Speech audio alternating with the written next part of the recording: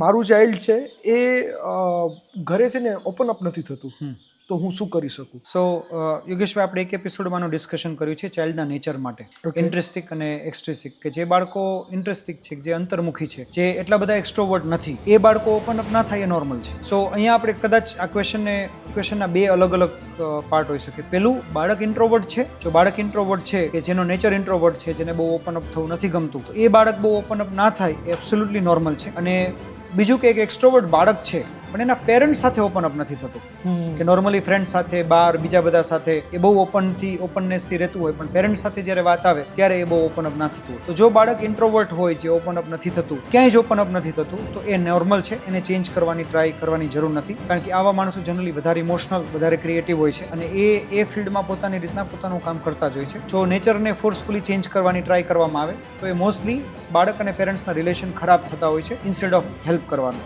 Right. જો બાળક extrovert છે, જેનું મોટું ગ્રુપ છે, બાર બધા સાથે બહુ હળે ભળે છે, વાત કરે છે, ક્વેશ્ચન સર એ જ છે કે ઘરે એવું નથી કરતો, અને એવી કઈ હેબિટ ફોર્મ કરી કે ઘરે ઓપન અપ થાય? સો મોસ્ટલી જે કમ્યુનિકેશન છે એ હંમેશા ટ્રસ્ટની વાત હોય. આજે આપણે કોઈ પણ રસ્તા પર જતા માણસ સાથે ગમે તે વાત નથી કરવાના, પણ આપણા ક્લોઝ ફ્રેન્ડ સાથે આપણે બધું શેર કરવાના છીએ. આપણે પેરેન્ટ્સ સાથે અમુક વસ્તુ શેર કરશું, અમુક વસ્તુ ફ્રેન્ડ સાથે કરશું, અમુક વસ્તુ આપણા લાઈફ પાર્ટનર સાથે કરશું. રાઈટ. સો કમ્યુનિકેશન હંમેશા ટ્રસ્ટ પર ડિપેન્ડ હોય છે. કમ્યુનિકેશન પર્સન પર ડિપેન્ડ નથી હોતું. આજે બે ફ્રેન્ડ્સમાંથી આપણને એક ફ્રેન્ડ્સ પર વધારે ટ્રસ્ટ હોય, એની સાથે આપણે અમુક લેવલનું કમ્યુનિકેશન કરીએ. બીજો આપણો ફ્રેન્ડ જ છે, એ જ રિલેશન છે, તો બી એની સાથે એ જ વસ્તુ શેર નહીં થાય. જે વસ્તુ આપણા લાઈફ પાર્ટનર સાથે શેર થશે, આપણી સિસ્ટર સાથે કે મધર ફાધર સાથે કદાચ શેર નહીં થાય. જે વસ્તુ કદાચ પેરેન્ટ્સ સાથે શેર થશે, અંકલ આંટી બીજા કોઈ સાથે શેર નહીં થાય. એ ફિઝિકલ કરતા ટ્રસ્ટનો ઇશ્યુ વધારે છે. એટલે અહીંયા કદાચ આપણે એવું રિઝ્યુમ કરીએ કે બાળકને પહેલી વસ્તુ કદાચ એવી હોય કે એને ક્યાંક એવું લાગે છે કે મારે જે કેવું છે એ સાંભળવામાં કોઈને ઇન્ટરેસ્ટ નથી.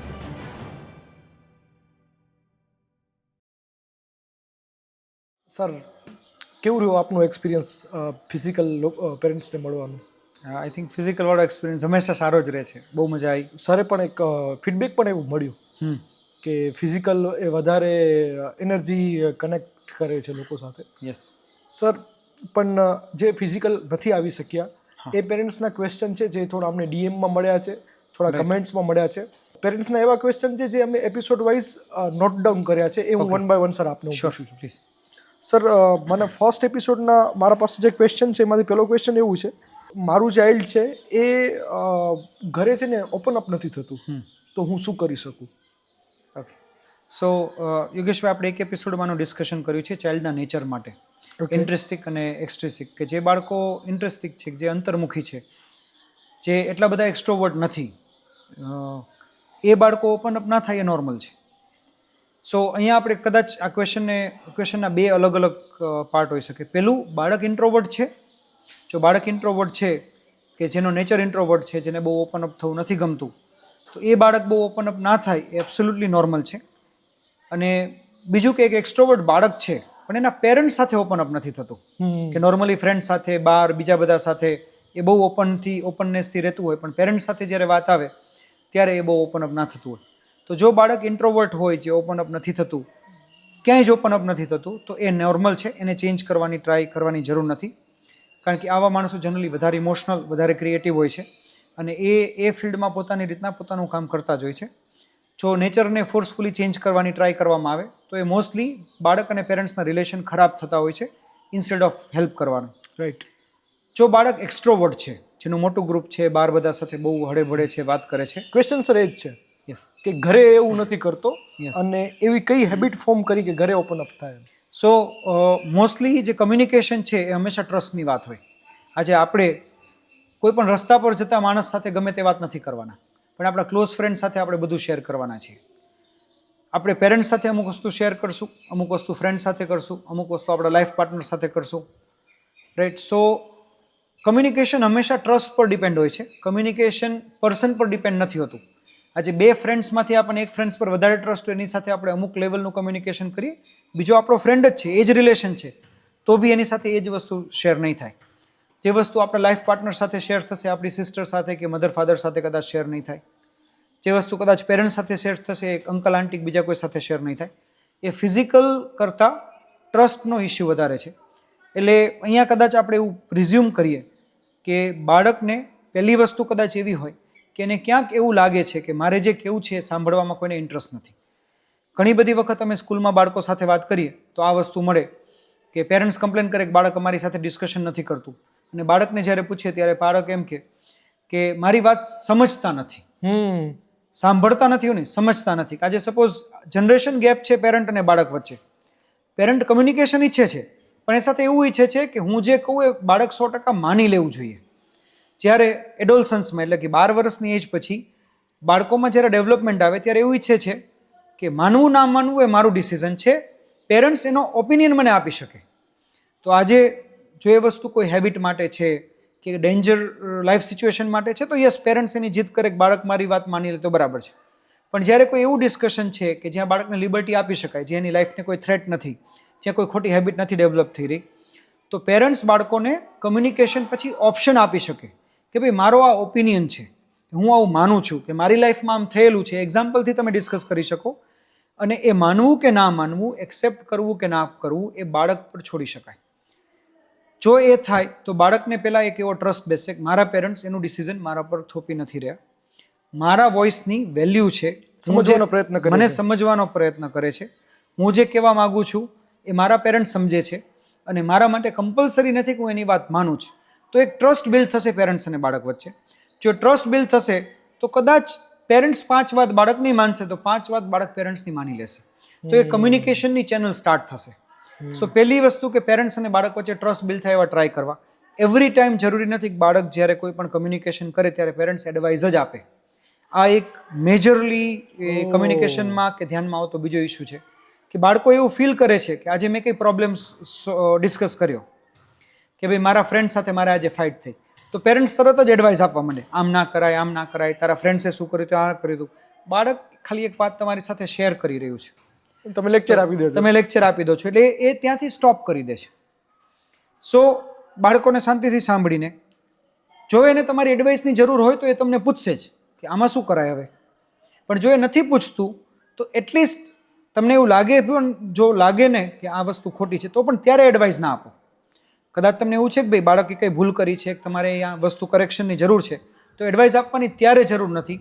એ થોડા ટાઈમ પછી જ્યારે એ વસ્તુનું ડિસ્કશન પૂરું થઈ જાય, કે 1 દિવસ 2 દિવસ કે વીક પછી સન્ડે તમે બીજી કોઈ રીતના એને એ વસ્તુનું ડિસ્કશન કરી લો, તમારી લાઈફના એક્સપિરિયન્સના બેઝ પર શેર કરી લો કે મેં આવું કર્યું હતું. પણ તો બી એના પર એને ડિસિઝન ના આપો, એને ચોઇસ આપો કે ભાઈ મારી લાઈફમાં આવું થયું હતું ત્યારે મેં આવું કર્યું હતું, પણ તારે આવું બી કરી શકાય, આવું બી કરી શકાય, તારે જે કરવું હવે તું વિચારી લે. સો જ્યારે આવું કમ્યુનિકેશન થાય છે ત્યારે બાળકો એમ્પાવર્ડ ફીલ કરે છે. એને એવું નથી લાગતું કે પેરેન્ટ્સ મને એડવાઇસ કરે છે, અને એ પેરેન્ટ્સ સાથે વધારે ઓપન અપ થઈને વાત કરે છે. કારણ કે બાળક માટે પેરેન્ટ્સથી વધારે ટ્રસ્ટ કોઈના પર નથી હોતો. પેરેન્ટ્સથી વધારે ટ્રસ્ટ બાળક ફ્રેન્ડ્સ પર કરવા માંડે છે જ્યારે એને ટ્રસ્ટ બીજા કોઈ પર કરવાનો ઓપ્શન નથી મળતો. તો જો પેરેન્ટ્સ બાળકો સાથે એટલો ટ્રસ્ટ ડેવલપ કરી શકે કે ભાઈ અમે તારી વાત સાંભળશું, અમે એડવાઇસ નહીં કરીએ, અમે તને તારા ડિસિઝન લેવાની ફ્રીડમ આપશું, પ્રોવાઇડેડ એની લાઈફને કોઈ હાર્મ ના થતું હોય, પ્રોવાઇડેડ કે એવી કોઈ ખોટી હેબિટ્સ કે એવું કોઈ ડેમેજ થવાની વાત ના હોય, તો જો એ ફ્રીડમ બાળકોને મળે તો મોસ્ટલી બાળકોને કમ્યુનિકેશનમાં ઇસ્યુ નથી હોતો. અને ત્રીજું, અમુક એવી ઘટનાઓ કે એવી સેન્સિટિવ એજ 12 વર્ષથી 18 વર્ષ વચ્ચે પર્ટિક્યુલરલી હોય છે કે જ્યાં બાળકને શેમ ફીલ થતી હોય છે. સપોઝ અમુક ફિઝિકલ ડેવલપમેન્ટ માટે જ્યારે બાળકોના હોર્મોનલ ચેન્જ થતા હોય, એ લોકો એડોલસન્સ કે પ્યુબર્ટી તરફ જતા હોય, તો એ ટાઈમે એ ટોપિક્સને બાળકો અને પેરેન્ટ્સે સેન્સિટિવલી હેન્ડલ કરવાના છે. એ ટાઈમે બી અગેન મોટા ભાગે એવું હોય છે કે પેરેન્ટ્સ એડવાઇસ કરવા માંડે અથવા તો બાળકને સિક્રેટિવ ગણીને વાત નથી કરતા. ઓર એલ્સ એવા બી કેસીસ હોય છે કે પેરેન્ટ્સ એવું એક્સપેક્ટ કરે છે કે જ્યારે અમારે વાત કરવી છે ત્યારે બાળક વાત કરે. રાઈટ, આજે સપોઝ ચાઇલ્ડ બપોરે આવ્યું ને વાત કરવાના મૂડમાં છે ત્યારે પેરેન્ટ્સ બિઝી છે ને વાત નથી કરતા. જ્યારે સાંજે પેરેન્ટ્સ ફ્રી થયા ત્યારે પેરેન્ટ્સ શું એક્સપેક્ટ કરે છે, હવે અત્યારે મારું ચાઇલ્ડ મારી સાથે વાત કરે, જ્યારે બાળકનો મૂડ નથી અથવા એ બીજા કોઈ વસ્તુમાં ઓક્યુપાઈડ છે, તો એ એન્ડ અપ કરે છે ફ્રિક્શનમાં. સો આ 4 વસ્તુ આપણે બેઝિકલી સમરાઇઝ કરીએ તો, પહેલું, બાળકોને એડવાઇસ ના કરીએ, એને એનું ડિસિઝન લેવાની ફ્રીડમ આપીએ. રાઈટ, આપણા અને એના વચ્ચે ટ્રસ્ટ બિલ્ડ કરીએ કે જેનાથી એ આપણી સાથે કોઈ પણ વસ્તુ શેર કરી શકે. જો શેર કરે તો એના પર જજમેન્ટ કે ડિસિઝન આપવાની જગ્યાએ એને ગાઈડ કરીએ, કોઈ ઇન્સિડન્ટ શેર કરીએ, એની સાથે એક ફ્રેન્ડની જેમ વાત કરીએ. કોઈ એવી વાત છે કે જે એને શેર કરતા હેઝિટન્સ થાય છે તો એને ટાઈમ આપીએ ડિસ્કશન કરવાનો, એ બોલે છે ત્યારે એને સાંભળીએ, અને ચોથું કે એને વાત કરવી છે ત્યારે વાત કરીએ, આપણે કરવી છે ત્યારે નહીં. રાઈટ. તો મોસ્ટલી જો આ વસ્તુ હોય તો નોર્મલી બાળકો પેરેન્ટ્સ સાથે કમ્યુનિકેશન કરવા હંમેશા રેડી જ હોય છે. કેમ કે અલ્ટિમેટલી પ્રેમ તો કરે જ છે એમને. યસ, એ જુએ જ છે કે પેરેન્ટ્સ એના માટે કેટલું કર્યું છે આખો દિવસ. દરેક વસ્તુ પેરેન્ટ્સ થ્રુ જેને મળતી હોય છે. બસ આ નાના મોટા મિસકન્સેપ્શન્સ જો રિઝોલ્વ થઈ જાય તો kids are always ready. Sir અત્યાર સુધીના મારા જેટલા ક્વેશ્ચન અને જેટલું ડિસ્કશન થયું છે એમાંથી સર આ આખું પોઈન્ટ મને બહુ ઇમ્પોર્ટન્ટ લાગ્યું છે. જી સર મને લાગે છે કે તમારું એકેડેમિક એક્સપિરિયન્સ છે, તમારું ફોરેન સ્ટડી હોય કે ફોરેનમાં બિઝનેસ ને એ બધું એક્સપિરિયન્સ છે, તમે એના પરથી કહો છો. પણ ઘણા સમય પહેલાં વાત થઈ, તમે શું સ્પેસિફિક ચાઇલ્ડ સાયકોલોજી સ્ટડી કરો છો? જી નોર્મલી જ્યારે આપણે સ્કૂલમાં ઇન્વોલ્વ હોઈએ ત્યારે આપણે અલગ અલગ ટાઈપના બાળકોને ડીલ કરતા હોઈએ. તો એઝ એ એજ્યુકેશનલિસ્ટ એ ઇમ્પોર્ટન્ટ છે કે આપણે ચાઇલ્ડ સાયકોલોજી સમજીએ, જેનાથી પેલું આપણાથી કોઈ બાળકને ઇનજસ્ટિસ ના થાય. બીજું, જો આપણે સમજીએ તો આપણે પ્રોબેબલી સારું એકેડેમિક્સ બી ડિલિવર કરી શકીએ અને એમને કેવું હેપી એન્વાયરમેન્ટ પ્રોવાઈડ કરી શકીએ જે એમનો ગ્રોથ થાય. સો લાઈક મેં કોલંબિયા યુનિવર્સિટીના કોર્સિસ કરેલા છે, હાઉ માઇન્ડ વર્ક્સ, કે એકેડેમિક કેવી રીતના ડિલિવર કરવું જોઈએ, કઈ એજ ગ્રુપમાં શું ભણાવી શકાય, ડિલિવરીની મેથડ શું હોઈ શકે, બાળકો સાથે કેવી રીતના ડીલ કરી શકાય. પછી હાર્વર્ડ યુનિવર્સિટીઝના અમુક કોર્સિસ મેં કર્યા અગેન સ્કૂલ મેનેજમેન્ટ અને એજ્યુકેશન માટે. સો એક કોન્સ્ટન્ટ લર્નિંગની પ્રોસેસ છે કે જેનાથી વી કીપ અવર સેલ્ફ અપડેટેડ કે વધારે સારું એજ્યુકેશન રિલેવન્ટ કેવી રીતના આપી શકાય અને બાળકોને સારી રીતના સમજીને એને એક ડિરેક્શન કેવી રીતના આપે જેથી એમની લાઈફ સારી થાય. Right sir. Sir next question છે એ થોડો વિચિત્ર ક્વેશ્ચન છે. કોઈ એક પેરેન્ટ્સે એવું પૂછ્યું છે કે મારું બાળક એવું કમ્પ્લેન કરે છે કે એના ટીચર એના ક્લાસમાં એનું મજાક બનાવે છે. ઓકે. તો how to deal with that? Sir આપણે અહીંયા છે ને એક વસ્તુ કરીએ, કન્સિડર કરીએ, એક વખત ટીચર વર્ડને ડિલીટ કરી દઈએ. આ સિચ્યુએશન દરેકની લાઈફમાં હોય. ફ્રેન્ડ્સ મજાક બનાવતા હોય, કોઈ નેબર્સ ક્યારેક મજાક બનાવતા હોય, સિનિયર્સ જુનિયર્સ મજાક બનાવતા હોય, ક્યારેક ફેમિલી મેમ્બર્સ એવા હોય જે એકબીજાની લેગ પુલિંગ કરતા હોય. So it's a part of life, right. પણ યસ, જ્યારે ટીચર્સ તરફથી કરવામાં આવે ત્યારે બાળકને પેરેન્ટ્સને વધારે હર્ટ કરે, કારણ કે એક પ્રોફેશનની ડિગ્નિટી છે. બીજું, એક એક્સપેક્ટેશન છે કે ટીચર્સ અમારા બાળકને હેલ્પ કરશે, એને હેરેસ નહીં કરે. અને મોસ્ટ ઇમ્પોર્ટન્ટલી પેરેન્ટ્સને જે કોઈ ક્વેશ્ચન હોય ત્યારે ટીચર્સ એમના રોલ મોડલ હોય ત્યારે એમની પાસેથી બિહેવિયરની અને બીજી એક્સપેક્ટેશન્સ વધી જ જાય.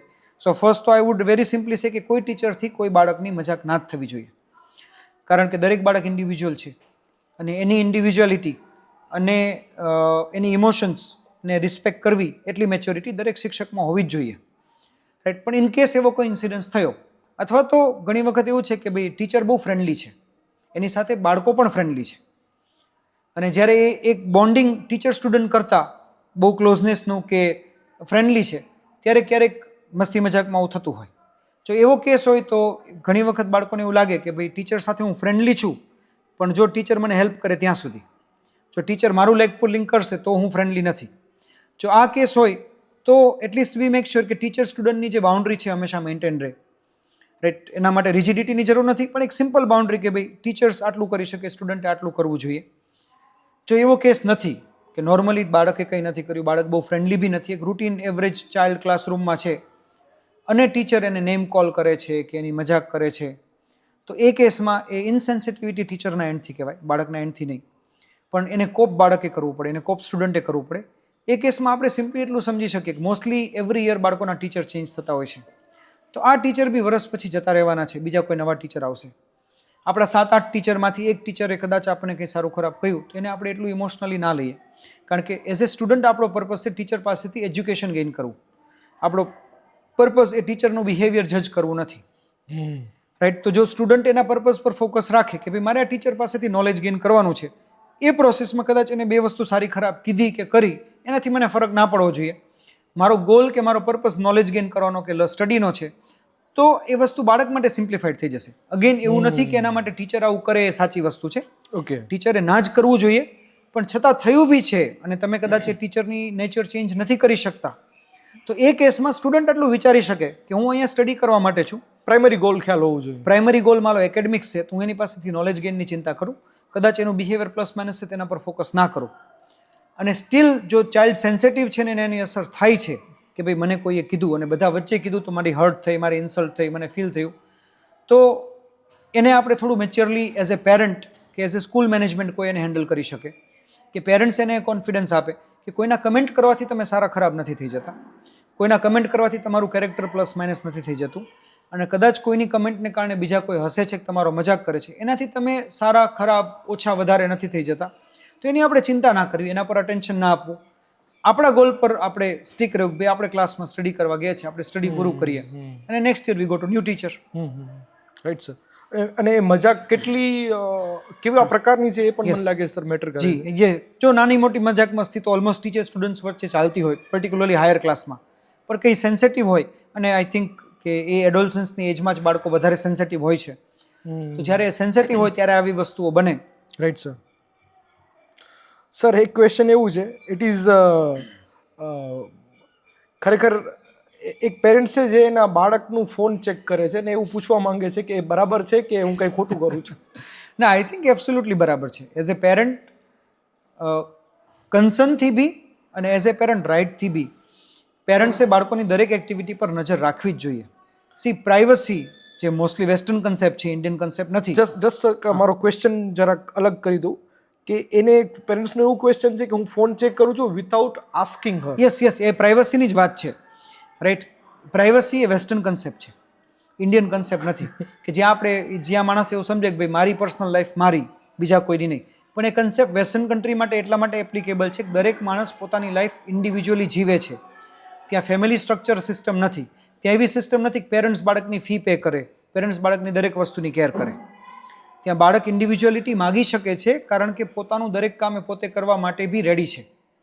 હવે એ વેસ્ટર્ન કન્સેપ્ટ હવે આપણા કન્ટ્રીમાં આવવા માંડ્યો છે.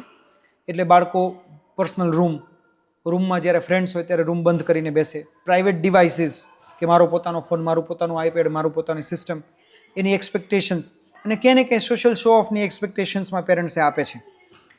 સો એ આપવું ના આપવું, પ્રાઇવસી ઇમ્પ્રાઇવસી એ એક અલગ ડિસ્કશન છે.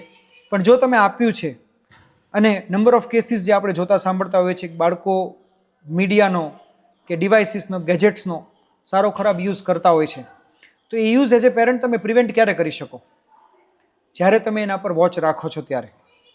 તો ઓબ્વિયસલી એમાં કંઈ જ ખોટું નથી કે બાળકની જાણ વગર પેરેન્ટ્સ ચેક કરે, કારણ કે પેરેન્ટ્સ ચેક કરશે અને જો બાળકે કંઈ સાચું ખોટું કર્યું હશે કે સારું ખરાબ હશે તો જ એને ગાઈડ કરી શકશે અથવા રોકી શકશે. સો એ એક વસ્તુ છે, એમાં કોઈએ કંઈ ફીલ બેડ કરવાની જરૂર નથી. એ એકચ્યુઅલી પેરેન્ટ્સની ડ્યુટી છે. પ્રાઇવસી અટેક નથી, એ પ્રાઇવસી અટેક નથી, કારણ કે પ્રાઇવસી એ વસ્તુ ત્યાં એપ્લિકેબલ છે જ નહીં. એઝ એ પેરેન્ટ તમે ઈચ્છો છો કે તમારું ચાઇલ્ડ લાઈફમાં કંઈક સારું કરે, ગ્રો કરે, રાઈટ. અને એના માટે તમારે જે કરવાનું છે એ કરવું જ જોઈએ. આજે બાળક સપોઝ કંઈક સાચું એવું કંઈ એક્સ્ટ્રીમ ખરાબ કામ કરતો હોય તો શું પેરેન્ટ અલાઉ કરશે? નહીં જ કરે. પણ એ ફિઝિકલ હોય ત્યારે તમને ખબર નથી પડતી, ત્યારે તમે ફિઝિકલી જોઈને બંધ કરી દો છો. પણ જ્યારે ગેજેટમાં છે ત્યારે તમને એવું લાગે છે કે એ પ્રાઇવસી છે, તો ના, એવું કંઈ નથી.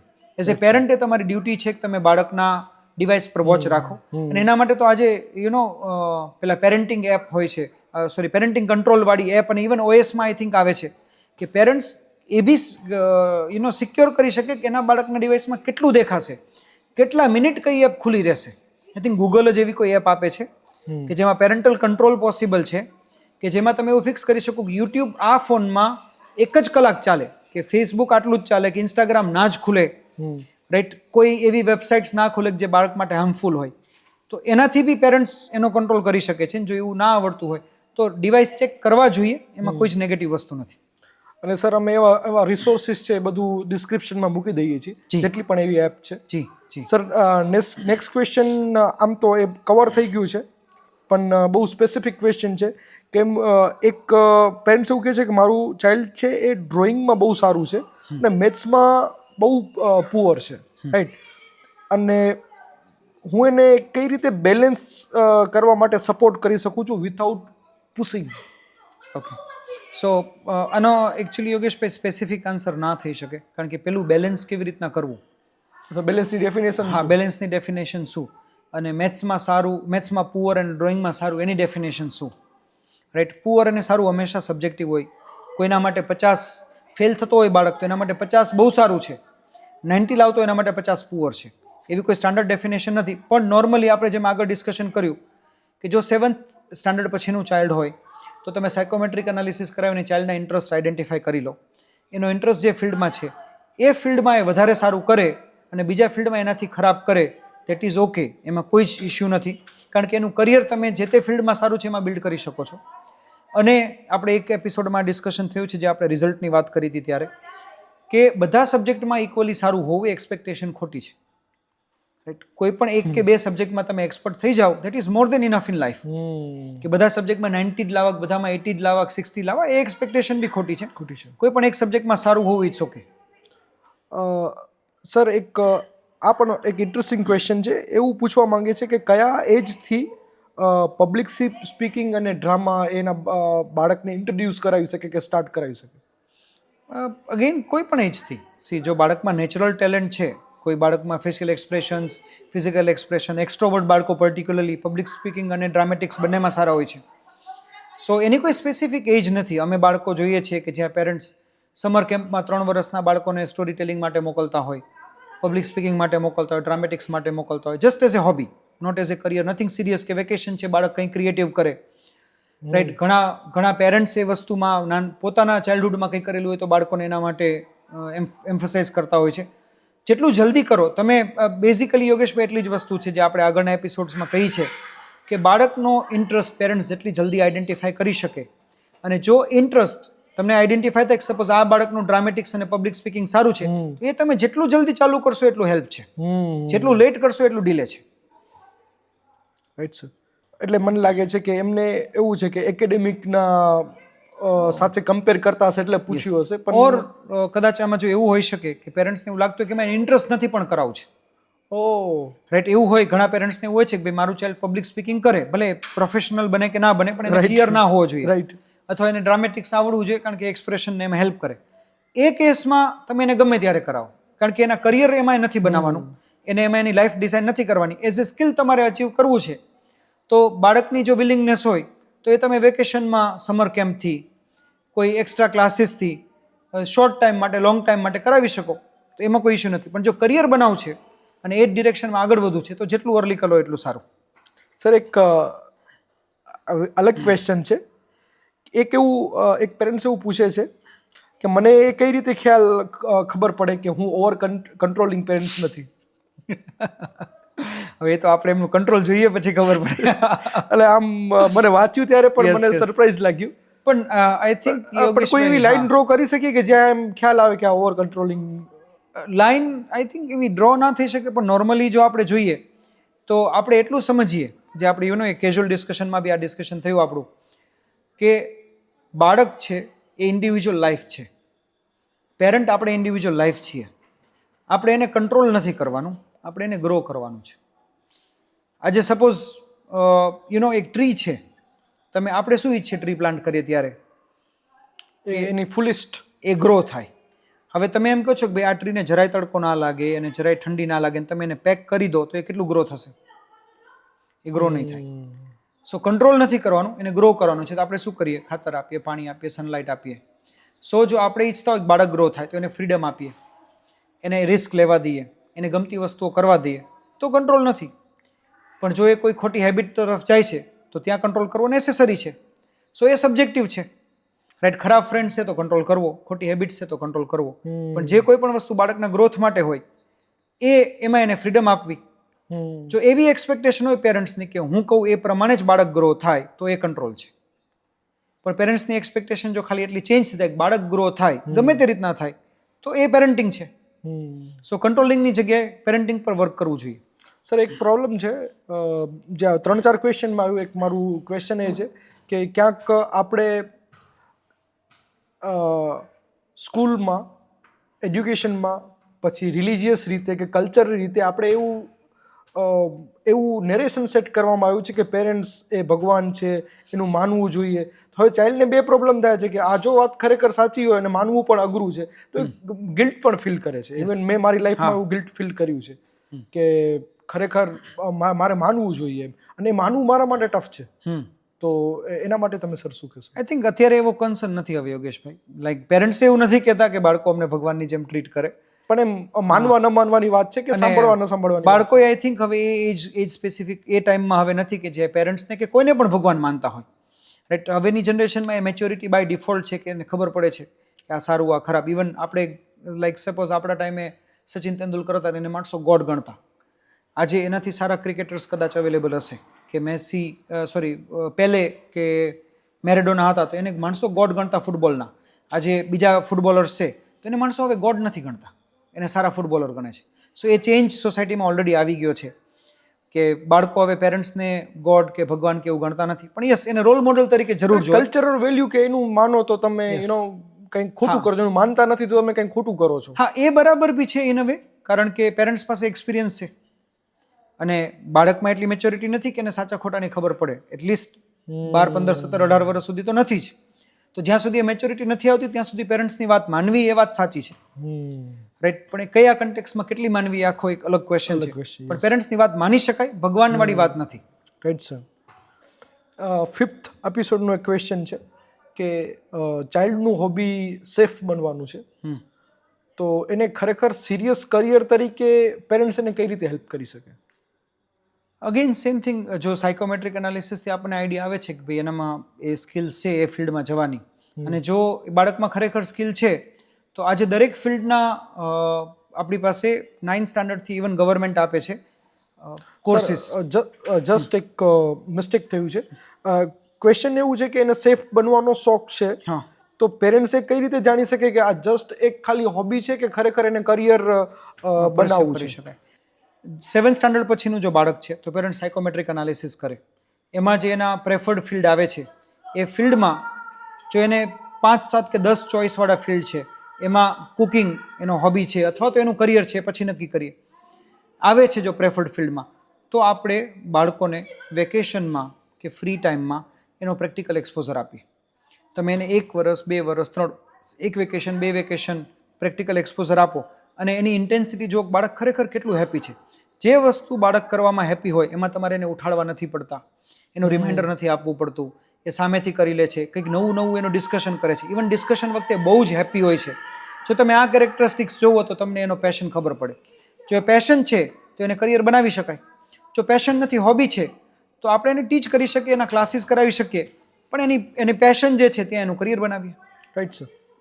સર, એક બહુ મને લાગે છે કે મેં વિલેજીસમાં વધારે જોયું છે એવું ક્વેશ્ચન છે કે મને એવું લાગે, પેરેન્ટ્સ એવું કહે છે, મને એવું લાગે છે કે ગવર્મેન્ટ જોબ, હું એવું માનું છું કે ખરેખર સિક્યુરિટી ઓફર કરે છે, તો હું જો મારા બાળકને ગવર્મેન્ટ જોબ તરફ પુશ કરું છું તો એ કંઈ ખોટું નથી ને? ના, આ પેરેન્ટ્સની એક ઇન્ડિવિજ્યુઅલ ચોઇસની વાત છે.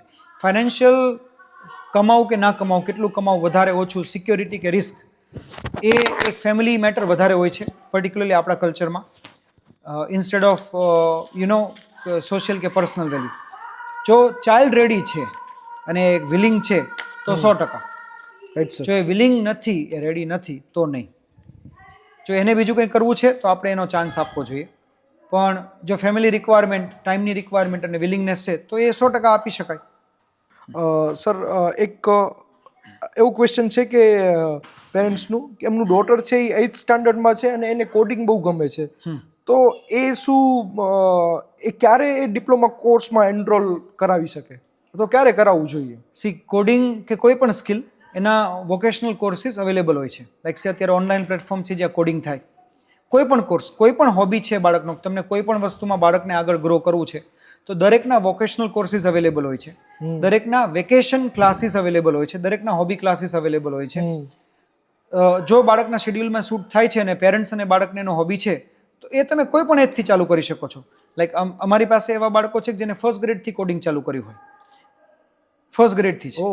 અને એવા બાળકો છે જેને 9th 10th પછી એમાં હોબી થયો અને 11th થી ચાલુ કર્યું હોય. So both options are okay. એ ચાઇલ્ડના હોબી પર છે. એટલે અત્યારે તમે વોકેશનલ કોર્સિસ ચાલુ કરી શકો, 10th પછી જો તમને એવું છે તો ડિપ્લોમા કરી શકો, અથવા 12th પછી એમાં ડિગ્રી લઈ શકો. Okay sir. સર, એક ક્વેશ્ચન એવું છે કે કોઈ ચાઇલ્ડને સાયન્સ કે કોમર્સમાં ઇન્ટરેસ્ટ નથી, તો ખરેખર એવા કયા રિયલ કરિયર છે કે એનામાં જઈ શકે? So Yogeshbhai, every career is real career. આ પ્રશ્ન એટલા માટે છે કે આપણે જેને મેજરલી એક્સેપ્ટેડ કરિયર ગણીએ છીએ, રિયલ નહીં, કે ડોક્ટર, એન્જિનિયર, CA, લોયર કે બિઝનેસમેન, એ સાયન્સ અને કોમર્સ સ્ટ્રીમથી બિલોંગ કરે છે. એટલે માણસો એવું સમજે છે કે આ કરિયર એટલે સારું કે રિયલ, બીજું કોઈ કરિયર રિયલ નહીં. બટ એ દરેક ફિલ્ડમાં ફેલિયર વાળા માણસો એટલા જ છે, અને બીજા ફિલ્ડમાં કે જે નોન નથી એમાં સક્સેસફુલ માણસો એટલા જ છે. સો વન્સ અગેન, કરિયર માટેનો સિમ્પલ ફંડામેન્ટલ, બાળકનું સાયકોમેટ્રિક એનાલિસિસ કરો, એની જેમાં સ્ટ્રેન્થ છે એના પર આગળ વધારો, એ એનું સાચું કરિયર. બાકી બધા એના માટે ફેક છે, એના માટે એટલા જ રિલેવન્ટ છે. બાકી કોઈ પણ સ્ટ્રીમમાં ભણો, તમે જો એ સ્ટ્રીમમાં કે એ ફિલ્ડમાં ટોપ પર છો તો એ તમારા માટે કરિયર છે. એમાં તમને મજા આવે છે તો એ કરિયર છે. નથી આવતી તો ઇવન તમે ડોક્ટર છો કે એન્જિનિયર છો કે સીએ છો, કાંઈ ફરક નથી પડતો. એ તમે લાઈફમાં સક્સેસફુલ નહીં થઈ શકો. સર, કરિયર માટેનું અત્યાર સુધીનો તમારો એક્સપિરિયન્સ છે એનો હું સમરાઇઝ કરવા માંગુ, હું જો કાંઈ ખોટું બોલું છું અથવા જજમેન્ટ ખોટું છું તો મને કરેક્ટ કરજો. એક observation in terms of psychometric test કે બીજી કોઈ પણ પર્સનલ ઓબ્ઝર્વેશન, અને એ ઓબ્ઝર્વેશન લાંબુ ચાલવું જોઈએ અને એક્સપેરિમેન્ટનો સ્પેસ મળવો જોઈએ. યસ. અને એ જ ફંડામેન્ટલ પ્લાનિંગ છે. રાઈટ, એ જ ફંડામેન્ટલ પ્લાનિંગ છે. પેરેન્ટ્સ ઓબ્ઝર્વ કરે, જાતે ના ખબર પડે તો સાયકોમેટ્રિકની ટેસ્ટની કે કાઉન્સિલરની હેલ્પ લે, અને એના પછી પણ ટાઈમ આપે. અને એના પછી ટાઈમ આપે, એમાં જેટલા ઓપ્શન્સ આવે છે એને બાળકની સાથે એક્સપોઝ કરે, પ્રેક્ટિકલ એક્સપિરિયન્સ આપે, તમને ઓટોમેટિકલી આઈડિયા આવી જ જશે કે છેલ્લે શું ગમે છે. એક રૂમ મળવું જોઈએ ફેલ થવાનું. યસ. એટલે એ જ એક્સપિરિયન્સનો પોઈન્ટ જ એ છે કે જો 7th સ્ટાન્ડર્ડથી શરૂ કરો તો 12th સ્ટાન્ડર્ડ સુધીનો ટાઈમ છે. Right sir. 5 વર્ષમાં તમે number of permutation combination try કરી લો. Right sir. સર, એક ક્વેશ્ચન છે, અગેન આના બધાના રિસ્પોન્સ કદાચ સિમિલર હશે પણ આ ક્વેશ્ચનમાં છે એટલે મારે પૂછવાનું છે. એક પેરેન્ટ્સ એવું પૂછવા માંગે છે કે એના બાળક માટે એવી કઈ સ્કિલ ડેવલપ કરાવે કે જે 10 વર્ષ પછી એને કામ આવે. અત્યારે જે રેપિડ ચેન્જ છે ને યોગેશભાઈ, આઈ ડોન્ટ થિંક એવું કોઈ કહી શકશે કે 10 વર્ષ પછી આ વસ્તુ રિલેવન્ટ રહેશે કે નહીં હોય. બટ એક વસ્તુ 100% શ્યોર છે. એવું નથી કે પહેલી વખત એઆઈ આવ્યું એટલે માર્કેટમાં ચેન્જ આવ્યો છે. આના પહેલાં જ્યારે સ્ટીમ એન્જિન શોધાયું હતું ત્યારે ચેન્જ હતો. જ્યારે ઓટોમેશન આવ્યું, જ્યારે મેન્યુફેક્ચરિંગ આવ્યું ત્યારે આવો જ ડર હતો. પછી જ્યારે ઓટોમેશન આવ્યું ત્યારે આવો જ ડર હતો. રાઈટ, એવરી ટાઈમ કંઈ નવું આવે ત્યારે માણસોમાં ડર હોય છે. પણ જો તમારામાં ફંડામેન્ટલ નોલેજ કોઈ પણ ફિલ્ડનું હોય અને ઇનડેપ્થ નોલેજ હોય તો નો મેટર શું ચેન્જ આવશે, તમે એ ચેન્જમાં અપડેટ થઈ જશો એટલે યુ વિલ બી ફાઇન. એટલે કોઈ પણ સ્કિલનું ઇનડેપ્થ કમ્પ્લીટ નોલેજ અને એ સ્કિલમાં બેસ્ટ બનવું અને એડેપ્ટેબલ બનવું કે ભાઈ એમાં જે ચેન્જ આવે એડપ્ટ કરીને આપણે ચેન્જ એક્સેપ્ટ કરો એટલે life is fine. Right sir. Sir, એક ક્વેશ્ચન છે, તમે ફોરેન સ્ટડીની સેફટી રિલેટેડ ડેપ્થમાં ક્વેશ્ચન પૂછ્યા એનો રિસ્પોન્સ કરતો, પણ આ બહુ સ્પેસિફિક ક્વેશ્ચન છે કે મારા દીકરાને 12th પછી કેનેડા મોકલવું છે ભણવા માટે, તો તમારું એક સેફટી માટે વરીડ છે અને બીજું તમારું એડવાઇસમાં માંગે છે કે શું એડવાઇસ તમે આપશો? એઝ ફાર એઝ વી નો કે વેસ્ટર્ન કન્ટ્રીઝ જેટલા પણ છે ત્યાં સેફટીના કન્સર્ન્સ નથી હોતા. કેનેડા? હા, કેનેડા, યુએસ, ઓસ્ટ્રેલિયા, યુરોપના મોસ્ટ ઓફ ધ કન્ટ્રીઝ સેફટીના કન્સર્ન નથી હોતા. બાકી આપણે મીડિયામાં જે જોતા સાંભળતા હોય બધા આઇસોલેટેડ ઇન્સિડન્સીસ હોય. કારણ કે આવડા મોટા કન્ટ્રીમાં કેનેડાનો એરિયા ઇન્ડિયાથી 3 ટાઈમ છે. રાઈટ, આવડા મોટા કન્ટ્રીમાં એક ઇન્સિડન્સ થાય જે અગેન્સ્ટ કોઈ ઇન્ડિયન થયો હોય તો આપણું પેપર એને લખે કે ભાઈ એક ઇન્ડિયનની ડેથ થઈ કે આવું થયું કે રોબરી થઈ. પણ સામે એ જ દિવસમાં ઇન્ડિયામાં કેટલી રોબરી થઈ કે ઇન્ડિયામાં કેટલા ઇન્ડિયન્સના ડેથ થયા. પણ એ આપણા માટે એક્સેપ્ટેડ છે કારણ કે આપણે સોસાયટીનો પાર્ટ છે. પેલું નવું છે એટલે આપણને વધારે લાગે અને બીજું મીડિયા એને એવી જ રીતના હાઇલાઇટ કરતું હોય. સો એની જગ્યાએ તમે એ વિચારી શકો કે તમારા ચાઇલ્ડને જે સ્ટડી કરવાનું છે એ સ્ટડી માટેના ત્યાં શું ઓપ્શન છે, બેસ્ટ પોસિબલ ઓપ્શન્સ ચૂઝ કરો. એને સ્ટડી કર્યા પછી એની જોબ ઓપોર્ચ્યુનિટીઝ શું છે. જો એ બે વસ્તુમાં તમે સેટિસ્ફાઈડ છો તો વેસ્ટર્ન કન્ટ્રીઝમાં જનરલી કંઈ સેફટીના કન્સર્ન નથી કારણ કે બહુ જલ્દી પોલીસ, બહુ જલ્દી એમ્બ્યુલન્સ મળી જતી હોય છે, માણસો એકબીજાની પ્રાઇવસી રિસ્પેક્ટ કરતા હોય છે, તો એના માટે ડરવાની જરૂર નથી. Okay sir. સર, બીજું ક્વેશ્ચન છે, અગેન ફોરેન સ્ટડીનું જ છે કે જો 10th પછી ફોરેન સ્ટડી પ્લાન કરતા હોય તો એનું ફાઇનાન્શિયલ પ્લાનિંગ કઈ રીતે હોવું જોઈએ? એકચ્યુઅલી આ ઇન્ડિવિજ્યુઅલ ફાઇનાન્સનો ક્વેશ્ચન છે કે જે કોઈ પણ માણસના સીએ કે અકાઉન્ટન્ટ જવાબ આપી શકે. પણ બેઝિકલી તમે બોલપાર્ક એવું વિચારી શકો, જો તમે તમારા ચાઇલ્ડની સ્ટ્રીમ ફાઇનલ કરી લીધી છે કે આ સ્ટડી કરવું છે તો તમે એ સ્ટ્રીમની ટોપ કોલેજીસ, મીડિયમ કોલેજ અને બોટમ કોલેજ સર્ચ કરી લો. એની એવરેજ ફીસ વિચારી લો. ફીસ સાથે એનો જે રહેવા જમવાનો કે ડેઇલી એક્સપેન્સીસ છે એ વિચારી લો. એ તમને બોલપાર્ક નંબર મળી જશે કે ભાઈ મારે એન્યુઅલ આટલા પૈસા જોશે, 4 વર્ષનું ડિગ્રી, 2 વર્ષનું માસ્ટર્સ કે 6 કે 7 વર્ષમાં ટોટલ આટલી અમાઉન્ટ જોશે. તો એ અમાઉન્ટનું પોતાના ફાઇનાન્શિયલ્સ પ્રમાણે તમે પ્લાન કરો, પોતાની સેવિંગ પ્રમાણે લોન, અને દરેક ફોરેન સ્ટડીઝ માટે લોન અવેલેબલ હોય છે તો લોન તો લઈ જ શકાય છે. પ્લસ પેરેન્ટ પોતાની ઇન્કમ પ્રમાણે એનું ફાઇનાન્શિયલ પ્લાનિંગ કરી શકે.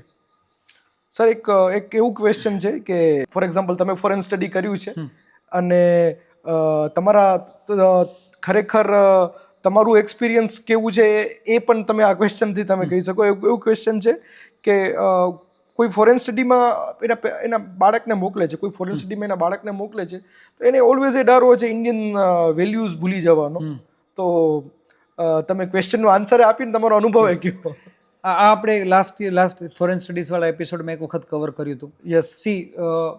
જો આપણે બ્રોડ પ્રોસ્પેક્ટિવમાં વાત કરીએ તો વેલ્યુઝ યુનિવર્સલ હોય છે, રાઈટ. ઇન્ડિયન વેલ્યુઝ એ તો ખાલી આપણી રિલિજિયસ વેલ્યુ છે. બાકી તમે આમ જો સારી હ્યુમન વેલ્યુઝ છે, ચોરી ના કરવી, ખોટું ના બોલવું, કોઈને હેરાન ના કરવા, એ યુનિવર્સલી એક્સેપ્ટેડ છે. એને કોઈ રિલિજન સાથે કલ્ચર એને કોઈ રિલિજન સાથે મતલબ નથી, એટલે કોઈ વેલ્યુ ભૂલી જશે એવો પોઈન્ટ નથી. ઉલટું એવું છે કે વેસ્ટર્ન કન્ટ્રીઝ જેટલા છે, એમાં યુએસ, કેનેડા, ઓસ્ટ્રેલિયા, યુરોપની વાત કરીએ તો ત્યાં હ્યુમન વેલ્યુઝની વધારે કિંમત છે ઇન્ડિયા કરતાં, રાઈટ. તો વેલ્યુઝ ભૂલી જશે એ ક્વેશ્ચન નથી. કલ્ચર, યસ, તમે એવું વિચારી શકો કે ભાઈ તો કલ્ચરના કયા આસ્પેક્ટ લાઈફ માટે ઇમ્પોર્ટન્ટ છે. આજે સપોઝ તમે ફૂડ ગણો તો ફૂડ આપણને એનર્જી આપવા માટે છે. તમે કંઈ પણ ફૂડ કન્ઝ્યુમ કરો એઝ લોંગ એઝ તમે કોઈને હાર્મ નથી કરતા, કે ભાઈ તમે કોઈને મારીને નથી ખાતા, એવા બધા વેલ્યુઝ છે, આપણી કલ્ચરલ વેલ્યુ છે, તો એ બધા કન્ટ્રીમાં અવેલેબલ છે. ઇન્ડિયન ફૂડ દરેક જગ્યાએ અવેલેબલ છે. પછી તમે સપોઝ રિલિજન કાઉન્ટ કરો તો આ ઓલમોસ્ટ વર્લ્ડના દરેક કન્ટ્રીમાં આજે હિન્દુઇઝમને ફોલો કરવામાં આવે છે. દરેક કન્ટ્રીમાં તમને બધા મોટા સિટીમાં આપણા ટેમ્પલ્સ મળશે, નાના મોટા એટલા બધા. અને એમાંય જો તમે મેજર સિટીઝ જુઓ કે ન્યુયોર્ક જુઓ, શિકાગો જુઓ, ઓન્ટેરિયો જુઓ, કે સિડની કે મેલબર્ન જુઓ, કે લંડન જુઓ, પેરિસ જુઓ, ત્યાં તો 20-20, 25-25, 50-50 ટેમ્પલ છે. ઇન્ડિવિજ્યુઅલ ભગવાનના ઇન્ડિવિજ્યુઅલ ટેમ્પલ છે, એટલે એ ઇસ્યુ નથી. ઇવન ત્યાં આપણી કમ્યુનિટી આપણાથી વધારે મળે છે. Almost every Saturday Sunday community gathering હોય છે, અને ત્યાં મંદિરમાં ફૂડ મળતું એટલે બધા ભેગા થતા હોય. સો એ પ્રોબ્લેમ નથી કે માણસ પોતાનું કલ્ચર ભૂલી જશે. ઇવન મારા જે ફ્રેન્ડ્સ અને રિલેટિવ અત્યારે યુએસ છે, તો એ લોકો બધા જ ફેસ્ટિવલ સેલિબ્રેટ કરે છે. દિવાળી, હોળી, જન્માષ્ટમી, કદાચ એટલા આપણે અહીંયા સેલિબ્રેટ નથી કરતા. આપણે ફેસ્ટિવલમાં બહાર ફરવા જતા રહીએ છીએ, ત્યાં કમ્યુનિટી ગેધરિંગ કરીને ફેસ્ટિવલ સેલિબ્રેશન થાય છે, રાઈટ. ટેમ્પલ્સ અવેલેબલ છે, ફૂડ અવેલેબલ છે, એટલે કલ્ચર હવેના ટાઈમમાં ભૂલી જશે એવો ક્વેશ્ચન નથી, રાઈટ સર. સર, બહુ એક શોર્ટ ક્વેશ્ચન છે. 5 વર્ષના બાળક માટે હેલ્ધી સ્ક્રીન ટાઈમ કેટલું છે? 0. યસ. જો કોઈએ અત્યારે રિસેન્ટ ન્યૂઝ જોયા હોય ને, તો ઓસ્ટ્રેલિયાએ હમણાં એક લો પાસ કર્યો કે 16 વર્ષથી નાના બાળકોને સ્ક્રીન ના આપવી. જો આપશે તો પેરેન્ટ્સ સજાને પાત્ર થશે. કારણ કે એ પેરેન્ટ્સનું કામ છે કે ના આપવી. એને તો ખબર નથી પડતી. 2 કે 3 દિવસ પહેલાં હમણાં મેં ન્યૂઝપેપરમાં વાંચ્યું કે સોશિયલ મીડિયા નહીં, એમણે યુટ્યુબ બી બેન કર્યું, કે 16 વર્ષથી નાના બાળકોને યુટ્યુબનું એક્સપોઝર બી નહીં આપવું. અને તમે કોઈ પણ ચાઇલ્ડ કાઉન્સિલરને કે પીડિયાટ્રિશિયનને પૂછો તો એમ કહેશે કે 10 વર્ષ સુધી સ્ક્રીન ટાઈમ 0, રાઈટ. 10 થી કંઈક 12 કે 15 કે 7 કે 10 વર્ષ સુધી 0, પછી કંઈક હાફ એન અવર, પછી 1 અવર મેક્સ. બાકી આઈડિયલી તમે સ્ક્રીન ટાઈમ 0 સાથે જીવી શકો તો you don't need anything. Sir, અમારી ટીમ પ્રયત્ન કરશે કે આ વાત તો મેક્સિમમ લોકો સુધી પહોંચે. બહુ જરૂરી છે. યસ. કેમ કે આનામાં મિસકન્સેપ્શન અમે સર વધારે જોયેલા છે. સર, એક ક્વેશ્ચન એવું છે કે મારું બાળક છે એ સ્કૂલની અંદર એકદમ શાંત છે અને ઘરે એક્ટિવ છે, તો આ શું આ પ્રોબ્લેમ છે? ના, દેટ્સ નેચરલ. બાળક જ્યાં સેફ ફીલ કરે, જ્યાં બિલોંગિંગનેસ ફીલ કરે, ત્યાં તોફાન કરે, ત્યાં મસ્તી કરે, રાઈટ. અને જ્યાં એને એવું લાગે છે કે ભાઈ હું અહીંયા રિસ્ટ્રિક્ટેડ છું, મારે અહીંયા રૂલ્સ ફોલો કરવાના છે, ત્યાં એ ઓબ્વિયસલી પ્રોપરલી બિહેવ કરતું હોય. અગેન સર, આ ક્વેશ્ચન રિપીટેડ ક્વેશ્ચન છે કે પેરેન્ટ્સને ઓલવેઝ એ ચિંતા છે કે અમારે એને હેલ્પ બી કરવી છે ને પ્રેશર નથી કરવી. તો એક એવું ક્વેશ્ચન છે કે હું એને કરિયર ઓપ્શન કઈ રીતે ઇન્ટ્રોડ્યુસ કરું અલગ અલગ, અને એને હું પ્રેશર બી ન કરું. પેલા આટલું આપણે યોગેશભાઈ ક્લિયર કરીએ. પ્રેશર શાના માટે આવે છે? એક્સપેક્ટેશન ઓફ પરફોર્મન્સથી. હેલ્પ કરવાથી પ્રેશર નથી આવતું. Okay, right. આજે સપોઝ મારે ક્યાંય જવું છે, મારે સપોઝ અહીંયાથી અમદાવાદ જવું છે, 250 કિલોમીટરનું ડિસ્ટન્સ છે, મારી પાસે ટાઈમ છે, તો મને જર્નીનું પ્રેશર નથી. પણ મારે એ જ જર્ની 2.5 કલાકમાં પૂરી કરવી છે તો મને પ્રેશર છે. રિઝલ્ટથી પ્રેશર આવે છે, કોઈ પણ વસ્તુથી પ્રેશર નથી આવતું એક્સેપ્ટ રિઝલ્ટની એક્સપેક્ટેશન. તો જો પેરેન્ટ્સ કંઈ પણ બાળકોને ઇન્ટ્રોડ્યુસ કરે છે, કોઈ પણ વસ્તુ કરાવે છે, કંઈ પણ એડવાઇસ કરે છે, પછી એ ક્લાસીસ હોય, સ્ટડીઝ હોય, કરિયર ઓપ્શન્સ હોય, જો રિઝલ્ટની એક્સપેક્ટેશન્સ તમે ના રાખો તો પ્રેશર છે જ નહીં. આ પહેલી વસ્તુ છે. બીજી વસ્તુ, પ્રેશર એ વસ્તુનું આવે જે તમારે તમારા નેચરની અગેન્સ્ટ કરવાનું છે, જે તમને નથી ગમતું અને પરાણે કરવાનું છે. તો જો બાળકોના નેચર પ્રમાણે, એટલે જ આપણે કહીએ છીએ કે સાયકોમેટ્રિક એનાલિસિસ કરીને તમે એના નેચર આઈડેન્ટિફાઈ કરી લો, જો તમે એમાંથી એને કંઈ કરવા આપશો તો એને પ્રેશર લાગશે જ નહીં, એ હેપીલી કરશે. પણ બાળકને નથી કરવું, પેરેન્ટ્સને પરાણે કરાવવું છે તો એનું પ્રેશર છે. તો જો આપણે પરાણે ના કરાવીએ અને રિઝલ્ટ કરતા એ જર્ની કે એના લર્નિંગ પર ફોકસ કરે કે ભાઈ અત્યારે આટલું શીખ્યું, આવતા વર્ષે આટલું શીખશે, એના પછીના વર્ષે આટલું શીખશે, તો પ્રેશર નહીં આવે. કદાચ કોઈ બાળક 1 વર્ષમાં શીખશે, બીજું 3 વર્ષમાં શીખશે. પણ જો આપણે એને ટાઈમ રિસ્ટ્રિક્ટ ના કરીએ અને એના ગ્રોથ પર ફોકસ કરીએ કે ભાઈ મારું બાળક સ્લો પ્રોગ્રેસ કરે છે તો ભલે સ્લો કરે, આપણે એને કમ્પેર નથી કરવાનું, રિઝલ્ટના ટાઈમની ચિંતા નથી કરવાની, અને એ નથી કરવાનું જેને નથી કરવું તો પ્રેશર છે જ નહીં. સો કરિયર ઓપ્શન, તમે સાયકોમેટ્રિક એનાલિસિસ કરાવો કે કાઉન્સિલર સાથે બાળકને વાત કરાવો કે તમે ઓબ્ઝર્વ કરો, તમે એની સાથે એક ઓનેસ્ટ ડિસ્કશન કરો, એમાંથી એને જે ગમે છે એ વસ્તુ સાથે ઇન્ટ્રોડ્યુસ કરો, એને એક્સપોઝર આપો, ક્યાંય પ્રેક્ટિકલ ટ્રેનિંગ આપો, ક્યાંય ફેક્ટરીમાં લઈ જાઓ, ક્યાંય વિઝિટ કરવા લઈ જાઓ, એને એ કામ કરવા દો. પછી ગમે છે તો એ ચાલુ રાખે, ના ગમે તો એ ડ્રોપ કરે, તો એને એક્સેપ્ટ કરી લો, તો કોઈ પ્રેશર આવશે જ નહીં ક્યારેય. બરાબર. સર, એક અગેન આ રિપીટેડ ક્વેશ્ચન છે ને, ફિઝિકલ કમ્યુનિટીનો પણ ક્વેશ્ચન હતો કે એક બાળક કેવું છે, પેરેન્ટ્સનો ક્વેશ્ચન છે કે એ એકેડેમિકમાં વીક છે અને એનું લોજિકલ સ્કિલ બહુ સારી છે, તો કયા કરિયર ઓપ્શન છે એ એના મેચિંગ કે એના માટે બેસ્ટ કહેવાય? સો અગેન, બાળકને જાણ્યા વગર આપણે એના કરિયર ઓપ્શન ડિસાઇડ ના કરી શકીએ. ખાલી એક વાત કે લોજિકલી સારું છે એ કરિયર ઓપ્શનનું ડિસિઝિવ ફેક્ટર ના હોઈ શકે. Okay sir. So we request parents કે તમે કોઈ કાઉન્સિલર અથવા સાયકોમેટ્રિક એનાલિસિસ કરાવી લો, જેનાથી તમને આઈડિયા આવે કે તમારા બાળકના સ્ટ્રોંગ પોઈન્ટ કયા છે. એ સ્ટ્રોંગ પોઈન્ટમાં જેટલા કરિયર ઓપ્શન્સ પોસિબલ હોય એ એક્સપ્લોર કરીને એનો યુઝ કરો. સર, હવે નેક્સ્ટ ક્વેશ્ચન છે એ મારા નજીકના લોકોમાંથી છે, મને કોલ કરીને આવ્યો છે વિડીયો જોઈને. મારા બહુ નજીકના કઝિન બ્રધર છે, એમનું ચાઇલ્ડ સ્પેશિયલ ચાઇલ્ડ છે. ઓકે. તો બંને પેરેન્ટ્સ વરીડ છે અને એમનું ચિંતાનો વિષય એ છે કે એ કઈ પ્રેક્ટિસ કરાવે કે જેનાથી એને એડ્યુકેશનમાં એ શું ધ્યાન રાખે, એમનું ક્વેશ્ચન છે સર. સી, નોર્મલી કયા ટાઈપનું સ્પેશિયલ ચાઇલ્ડ છે એ નેસેસરી છે જાણવું, કારણ કે દરેક ટાઈપના સ્પેશિયલ ચાઇલ્ડની treatment, development plan, growth plan ને કમ્યુનિકેશન અલગ અલગ હોય. તો પહેલાં તો એ કોઈ સારા પીડિયાટ્રિશિયનને કોન્ટેક્ટ કરે, કોઈ ચાઇલ્ડ કાઉન્સિલરનો કોન્ટેક્ટ કરે, જેનાથી આઈડિયા આવે કે ભાઈ કયા એરિયા કે આસ્પેક્ટ છે એમાં આપણે વર્ક કરવાનું છે. Right sir. સો એક વખતે આઈડિયા આવે કે સપોઝ આજે કોઈ ચાઇલ્ડ ઓટિસ્ટિક છે તો એના માટેની ટ્રીટમેન્ટ અલગ છે, આજે કોઈ ચાઇલ્ડ લેંગ્વેજમાં પુઅર છે તેના માટેની ટ્રીટમેન્ટ અલગ છે. સો એ આઈડિયા આવ્યા પછી એકેડેમિકલી કઈ વસ્તુઓમાં એ ચેલેન્જ છે એના પર આપણે કામ કરી શકીએ. એના માટેની ફિઝિયોથેરાપી, એના માટેની એક્સરસાઇઝ, એના માટેના અલગ અલગ ઓપ્શન્સ ડૉક્ટર સજેસ્ટ કરી શકે. એના સિવાય એક રૂટીન વસ્તુ જે અમારા એક્સપિરિયન્સમાં અમે સ્પેશિયલ કિડ્સ માટે જોઈએ છીએ એ સિમ્પલી એટલું છે કે એક્સપેક્ટેશન્સ ના રાખો. બાળકને એની નેચરલ ગ્રોથ સાયકલમાં ગ્રો થવા દો, એને બીજાની સાથે કમ્પેર ના કરો. રાઈટ? બાળક જો કમ્પેર નહીં થાય ને તો એને પ્રશ્ન નથી. એને સ્પેશિયલ ફીલ ના કરાવો, એને નોર્મલ ચાઇલ્ડની જેમ જ એને ટ્રીટ કરો, એને નોર્મલ ચાઇલ્ડની જેમ જ ટ્રાય કરવા દો. એ ના કરે એ વસ્તુ એક્સેપ્ટ કરી લો. પ્રોબ્લેમ ક્યાં આવે છે કે આપણે એને સ્પેશિયલ ચાઇલ્ડની જેમ ટ્રીટ કરીએ છીએ તો બાળકને એવું લાગે છે કે ભાઈ હું નોર્મલ નથી. 2 ભાઈ બહેન હોય, એક સ્પેશિયલ અને એક નોર્મલ હોય, તો એક ભાઈ બહેનની ટ્રીટમેન્ટ અલગ હોય, બીજાની અલગ હોય, એટલે બાળકને એ ફીલ થાય જ. એ ફીલ ના કરાવો, બંનેને સેમ ટ્રીટ કરો. કદાચ બીજું ચાઇલ્ડ કરી લે છે અને આ ચાઇલ્ડ નથી કરતું, તેને એક્સેપ્ટ કરો, એને અલગ ટ્રીટ ના કરો. એકેડેમિકલી એ વધારે ઓછો સ્કોર લાવે છે તેને એક્સેપ્ટ કરો. રાઈટ? જરૂરી નથી કે એકેડેમિક્સથી જ લાઈફ બને, કારણ કે આવા કિડ્સ નોર્મલી આર્ટિસ્ટિક અને પોતાની ક્રિએટિવિટીમાં બહુ જ સારા હોય છે, તો એને એ ડિરેક્શનમાં આપણે એક્સપોઝ કરીએ. એના માટે ડિગ્રી હોવી જરૂરી નથી.